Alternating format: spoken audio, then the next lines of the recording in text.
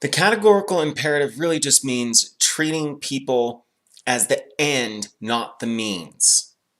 All right, this is very important when we're dealing with Kantian ethics. Okay, by Kantian ethics, we mean that the ethics laid out by Immanuel Kant. Okay, and personally, I think he has come the closest up until modern times of being able to demonstrate how to determine what is truly properly moral, ethical behavior. Now, what is meant by treating people as the end rather than means? Okay,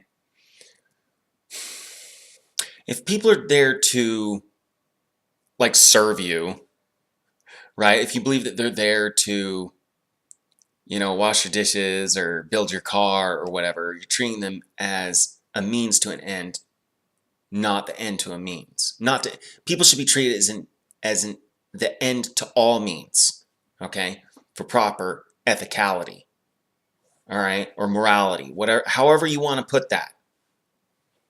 All right. For another example is people really aren't there to make you happy. Okay. They're not a means to make you happy. Okay. However, you may find that if you treat people, including yourself, as the end rather than the means, you will tend to be happy. All right. You can try this. Please do try this. Okay.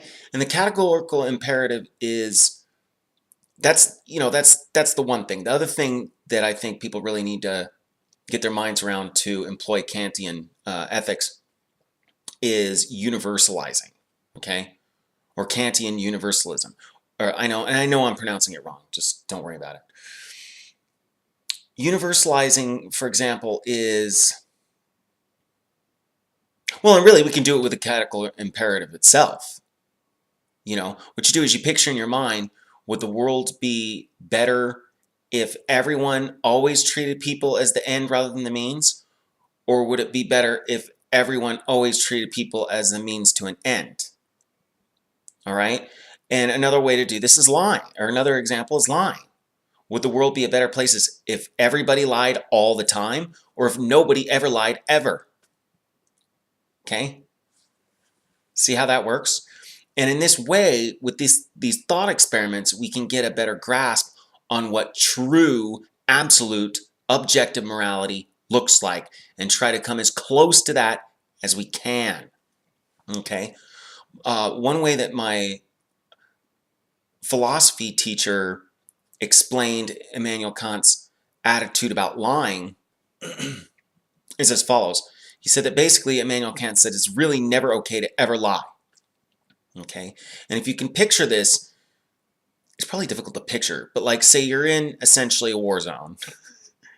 Okay, certainly an area that was a war zone pretty recently. You're on a military camp and there's a multi-story building that was commandeered, made a part of this camp, and they decide to fly in some college professors to give the GIs some college education while they're serving. I know, you probably didn't even realize they did that. I didn't either until I experienced it.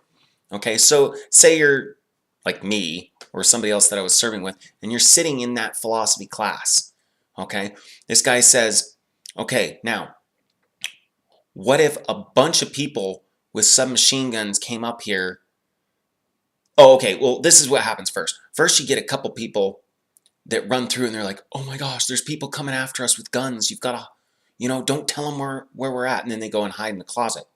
Okay, the people with submachine guns come up and are like, where are those people? We need to kill them or whatever, right? Well, most of us would just lie. We'd be like, oh yeah, no, they went that way. They went back downstairs or something, right?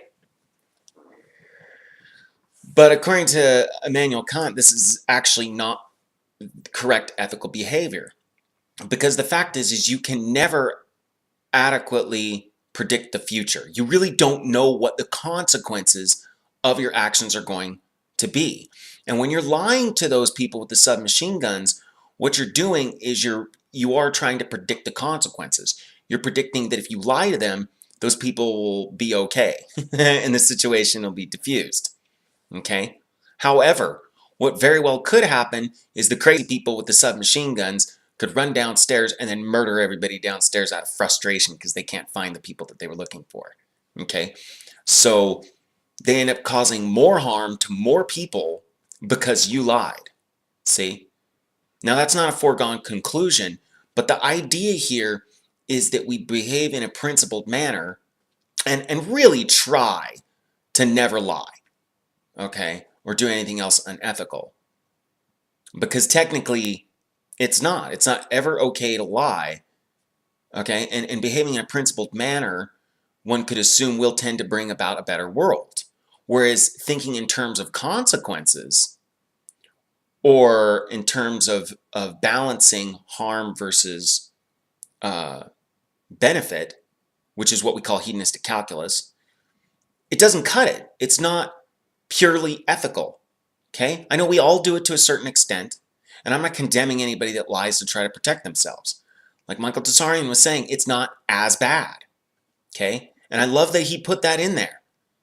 You know, he went on this long spiel about how, like, oh no, when you lie to protect yourself and others, it's different. It's not the same as lying with intent to deceive and cause harm or, you know, selfish benefit.